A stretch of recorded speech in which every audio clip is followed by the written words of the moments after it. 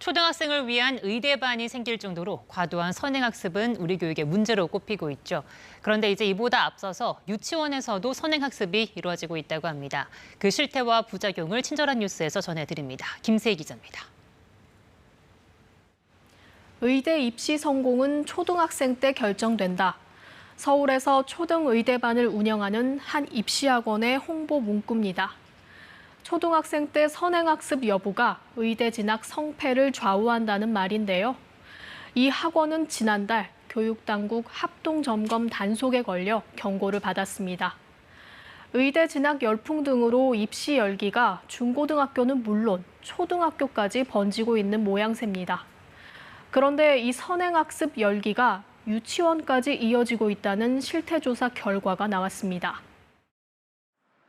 강남 서초 송파구, 이른바 서울 강남 3구 유치원 103곳의 선행교육 실태조사 결과 74.1%는 자체 영어 특성화 프로그램을 운영했고 초등학교 교과서로 선행 수업을 하는 곳은 10곳으로 집계됐습니다.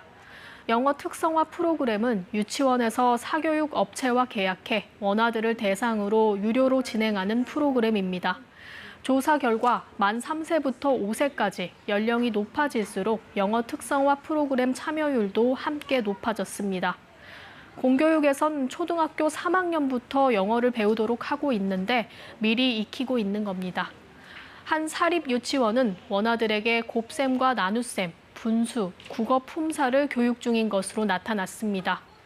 현행 교육 과정에서 분수 등도 역시 초등학교 3학년 때 배우는 내용입니다. 또 3살 원아들에게 원어민 영어와 유아 한자, 수학을 가르친다고 안내하고 수업 중 초등학교 교과서 문제를 미리 풀어보게 한다는 유치원도 있었습니다. 이처럼 초등학교 선행교육 과정을 운영 중인 강남 3구 유치원은 절반 가까이 되는 것으로 나타났습니다. 특히 모든 만 5세 반은 유치원생이 취학 후 초등학교 교육 과정에 쉽게 적응할 수 있도록 한 유초 연계 교육을 실시하고 있었습니다. 상황이 이렇다 보니 유초 연계 교육의 의미가 퇴색됐다는 지적도 나오는데요. 정책 취지와 달리 사실상 초등학교 선행학습에 구실이 되고 있다는 겁니다. 이 같은 선행학습은 단순히 사교육을 조장하는 데 그치는 게 아니라 유아 발달에도 악영향을 미칠 수 있습니다. 전문가들은 연령과 발달에 맞는 교육 과정이 정해져 있다며 과도한 선행학습은 오히려 아이의 발달을 저해하고 스트레스를 유발한다고 지적합니다.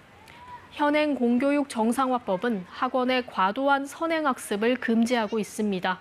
하지만 유치원과 어린이집의 경우 이 법의 규제 대상이 아니어서 제재와 감시에 한계가 있습니다. 과도한 경쟁이 유치원에서부터 시작되고 있습니다. 제대로 된 실태 조사와 점검이 필요해 보입니다. KBS 뉴스 김세희입니다.